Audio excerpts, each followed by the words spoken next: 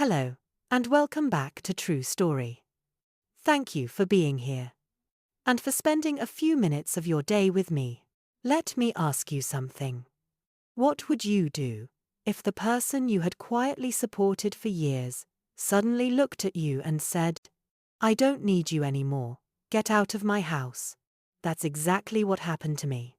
One evening, I walked into my father's kitchen, expecting nothing unusual. But the moment I stepped inside, I felt it. Something was off. The light in the room was too bright, too cold, like it was exposing something that had been hidden for a long time. My father, Robert, was standing in the middle of the kitchen, completely still.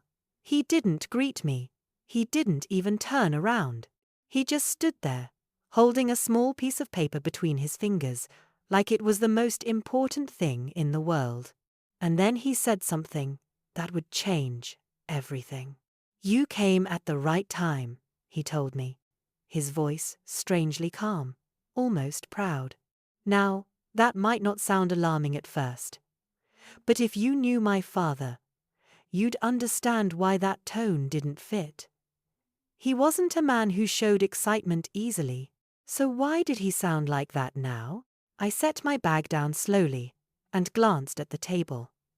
His phone was open to a news article. A man holding an oversized check. A lottery winner. Right here in our state. That's when my father lifted the ticket in his hand and smiled. "I won," he said. At that moment, I should have felt happy for him, but I didn't. Something about the way he said it didn't feel like relief. It felt like release, as if he had just found a reason to erase everything that came before. Because for the past 4 years, I had been helping him stay afloat, quietly, no questions asked. I never called it support. I told him it was just for groceries, just something temporary. But we both knew the truth. The house had nearly been lost twice. The power had been shut off once.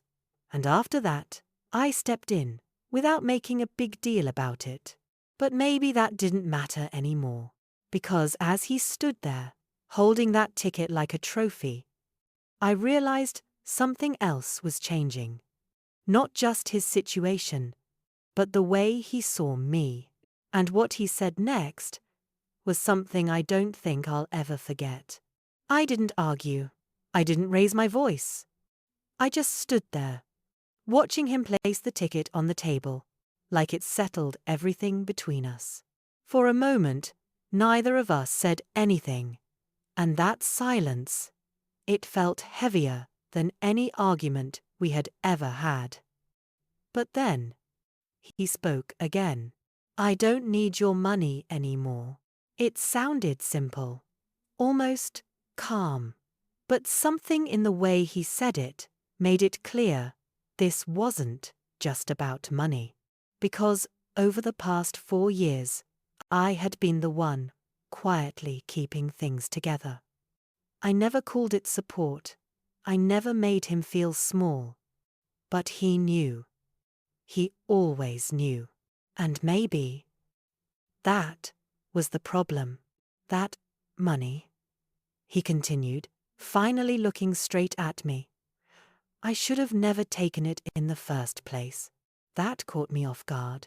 Not the words, but the ease of it. Like he had been holding that thought in for years, just waiting for the right moment to say it out loud. I felt something tighten in my chest, but I didn't react. Because that still wasn't the worst part. He stepped closer, lowering his voice.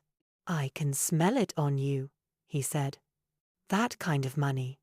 It comes with strings." For a second, I thought I misheard him. But no, he meant it. My job wasn't illegal. It paid well. But he had never respected it.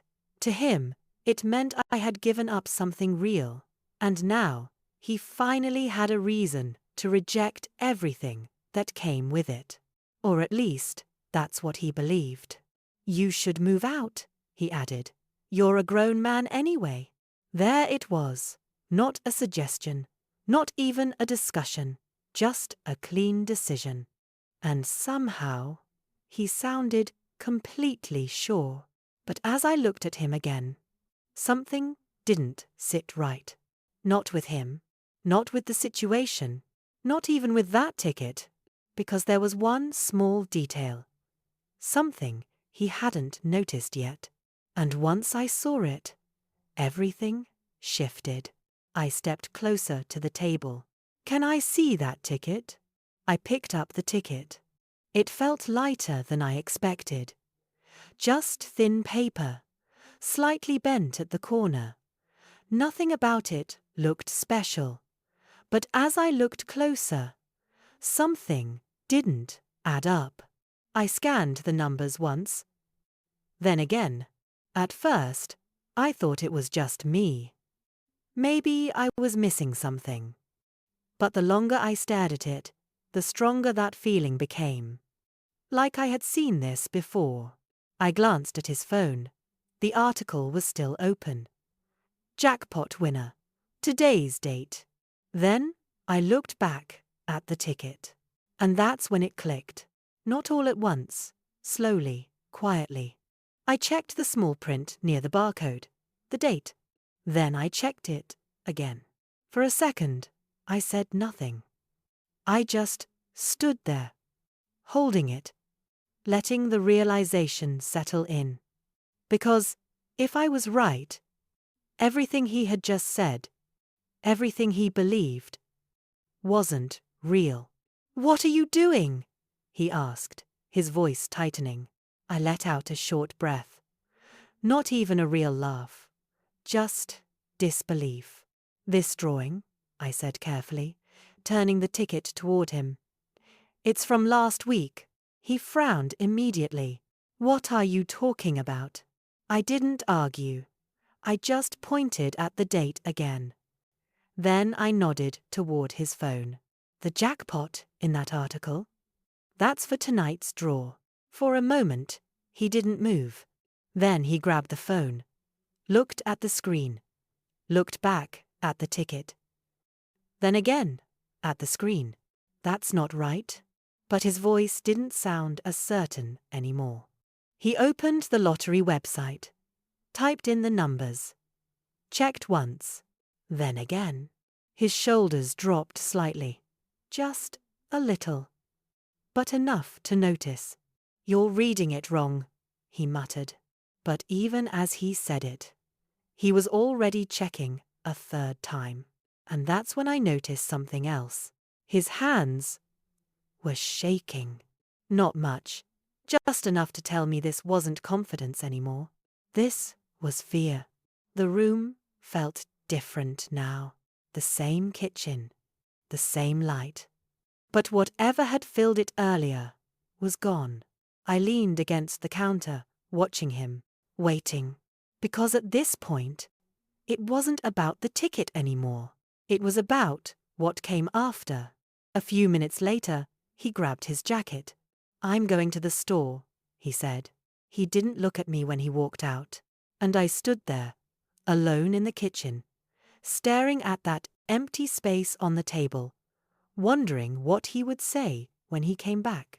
About an hour later, I heard the front door open. It wasn't loud, just the soft sound of it closing again, like he didn't want to draw attention to himself. I stayed where I was, leaning against the counter, already knowing what he was going to say before he even spoke. He walked back into the kitchen and placed the ticket on the table. No smile, no confidence, just a quiet movement. Like he was putting something down that no longer meant anything. It didn't hit, he said. His voice was lower than before. Not angry, not defensive, just smaller. For a moment, neither of us moved. The same kitchen, the same light, but everything felt different now. Earlier, he had filled the room. Now, it felt like the room was swallowing him instead. I looked at the ticket, then at him, and that's when it fully sank in. This was never really about the lottery.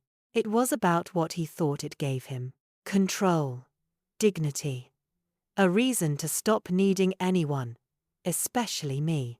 And for a brief moment, he believed he had all of that back. Then it disappeared. "You don't have to leave," he said after a while. The words came out quickly, almost uncertain.